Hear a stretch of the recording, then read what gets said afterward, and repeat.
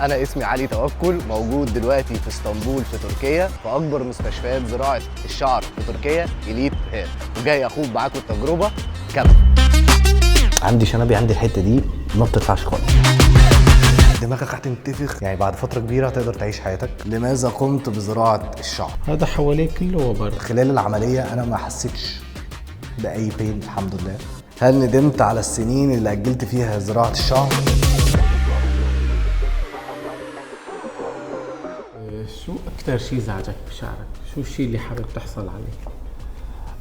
أكتر حاجة بتضايقني إن أنا مثلا أنا مش طويل، فلما بعمل كده على طول بيبان، وكمان أنا بصور بيظهر الجلد يعني بتاع فروة الراس.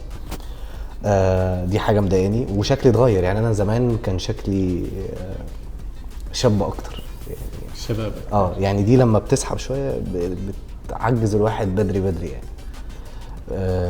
حاجة برضو كانت مضايقاني، عندي شنبي، عندي الحتة دي ما بتطلعش خالص من الأساس بقالي سنين، بيطلع فيها بيبي هير. هلا هي كان يطلع فيها شيء شعر وصار مشكلة وبعدين هيك صار. لا من الأساس هي عندك هذا الفرق. طلع فيها بيبي هير ما مش باين، والوسط هون برضو. الوسط وطرف اليسار صح؟ اللي زعجني دي ساعات بتضايقني كمان. ما بعرفش احلق، يعني ما بحلق دقني بتبقى باينه ان هنا في خضار، هنا مفيش، هنا في، بتبقى الشكل غريب، مش مريح بالنسبه لي. طيب خلينا نشوف، تفضل معي لو سمحت. اول سؤال، اكتر شيء كنت متخوف منه من عمليه زراعه الشعر؟ اكتر شيء كنت متخوف منه هو ناس كتير كانت مخوفاني من ان انت مش هتعرف تعيش حياتك بعد فترة، يعني بعد فترة كبيرة هتقدر تعيش حياتك. انا النهاردة تقريبا تالت يوم بعد العملية، انا تاني يوم اصلا قدرت اعيش حياتي طبيعي جدا. في ناس كتير كانت مخوفاني من شكلي، من دماغك هتنتفخ، دماغك مش عارف ايه، والموضوع كبير وبتاع. عايز اقول يعني انا بعد يومين 3 الانتفاخ قل بنسبة كبيرة جدا. فده اكتر حاجتين انا كنت متخوف منهم، واكتر حاجة كنت متخوف منها شكلي بعد العملية هيكون طبيعي ولا مش طبيعي. واظن ان انا شكلي يعني هو بعد 3 يوم رابع يوم شكلي الحمد لله طبيعي. يعني شكل الرسمة بتاعت اللاين كل الكلام ده انا حاسه طبيعي جدا. طبعا شكلي اختلف تماما. يعني فحوصات مختلفة نحن بنسميها بري تيست، وهي خاصة بإليت هير.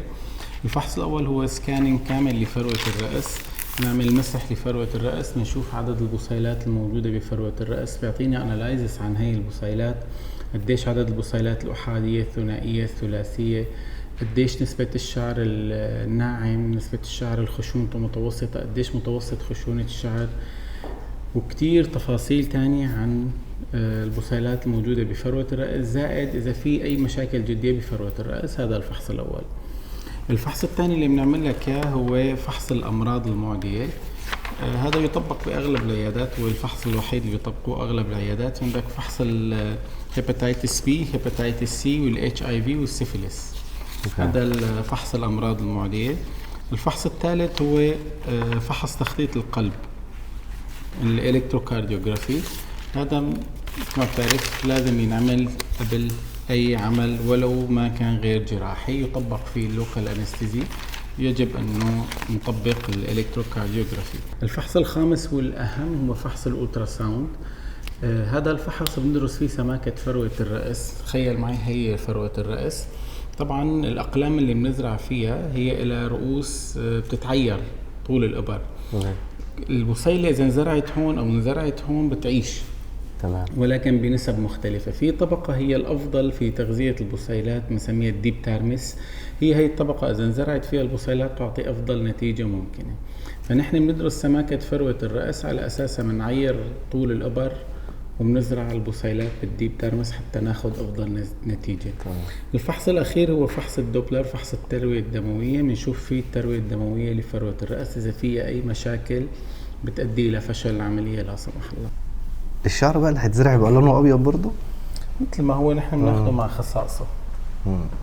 يعني الزراعة ما بتغير من خصائص البصيلة المزروعة. هذا فحص التساقط. طبعا هذا من ابسط فحوص التساقط استاذ علي، بانك تسحب الشعر بالطريقه اللي عم يسحبها الدكتور نحو الاعلى كتير ها؟ ب10 مرات. في طبعا حضرتك ممكن تشوف انه هون في شعر في هي المنطقة، ولكن هذا وبر. نحن بالنسبة لنا الوبر غير موجود، يعني نحن بنشوف هي المنطقة لهون كلها فارغة. عرفت كيف؟ يعني نحن عيننا بتشوف غير عينك. انت بتشوف هون في شعر. نحن بالنسبة لنا هي المنطقة هون، هيدا المثلث هذا كله هون فارغ. في هون كم شعرة هدول اللي عم يطولوا شايفهم، بس هدول كم شعرة هون. مع ذلك هذا الوبر كله نحن بنعتبره غير موجود. يعني هذا خلال كم سنة رح يصير مثل هذا هون. فأكثر من هيك ما بنقدر ننزل بالخط. انت بالخليقة الجبهة عندك كبيرة شوي. عرفت كيف؟ إذا بننزل بالخط أكثر رح نزرع بعضلة الجبهة. فبتكون غير طبيعية بتاتا. لا أهم حاجة تكون طبيعية. لا هيك بنضل محافظين على الخطوط الطبيعية، وأنا حاولت أصغر لك الجبهة قدر الإمكان. الحمد لله. هذا حواليه كله وبر، هذا نحن ما بنعتبره شعر، مثل ما قلت لك مثل الوبر اللي بإيدك هذا. هذا مو شعر. فنحن بالنسبة لنا هي المنطقة كلها فارغة. أخذت لك من الزوايا. ودي برضو إيه ده كبيرة قوي. دي ما كنتش متخيلة إنها تبقى كده. كيف؟ لا وبرضو اللي هي الحتة بتاعت الكراون كبيرة جدا. هلا نحن عندنا منطقة ضخمة جدا، المنطقة الأمامية لحالها بدها بحدود 4000 بصيلة. فما رح يضل عندنا كتير بصيلات للكراون. إذا وزعنا الخمسة نحن 2500 على الأمام و2500 على الكراون، الكراون بتصير وسط والأمامية بتصير وسط. بينما الأمامية دائما لازم تكون كتير جيدة النتيجة فيها، لأن هي اللي بتاخد المظهر شكل. عرفت كيف؟ علميا 80% من القيمة التجميلية للشعر هي بتنتهي هون علميا. اوكي. عرفت كيف؟ يعني نحن دائما كإليتير وكل أطباء التجميل حول العالم بيركزوا على المنطقة الأمامية أكثر، لأن هي بتحمل القيمة التجميلية للشعر. تمام. طب وهنعمل ايه؟ هي شغلة بسيطة. وبرضه هنزرع في النص صح؟ رح نزرع كل الشنب، ما بنقدر نزرع. ماشي. زراعة شعر ما بتصير ملء فراغات، لأن إذا عملنا بس ملء فراغات رح يصيروا من ألوان وأشكال مختلفة. فرح نضطر نزرع كل الشنب. عرفت كيف؟ مشان نعطي اللون تبع الشعر للشنب. طب هو هياخد برضه من شعري ولا ياخد من ده؟ ممكن ناخد من اللحية كمان. لماذا قمت بزراعة الشعر؟ بصراحة أنا أول حاجة جت في بالي، أنا كان عندي مشكلة في شنبي، كان في حتت ما بيطلعش فيها شعر خالص، الجزء ده والجزء اللي في النص. فكان ده مضايقني جدا. بجانب بقى ده كله ان انا من سنتين شعري بدأ يقع بشكل سريع جدا، وانا لسه صغير في السن. فهي بدأت بالشنب، بعد كده طلعت. شو كان الشعور اللي تحس فيه وانت عندك هي المشكلة؟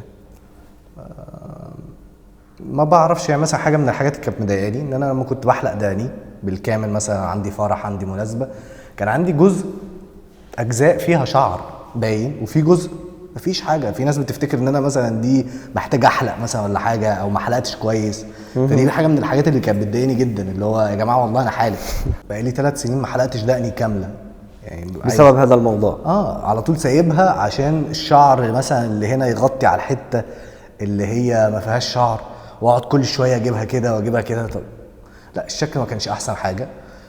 شعري برضو زي ما قلت لك، لا شعري كان بيقع بشكل رهيب يعني، واثر برضو على شكلي، يعني كان مكبرني في السن وانا صغير، عندي 29 سنه. عمرك كده. فان شاء الله هرجع شباب تاني ان شاء الله. اشرح لنا تجربتك لزراعه الشعر.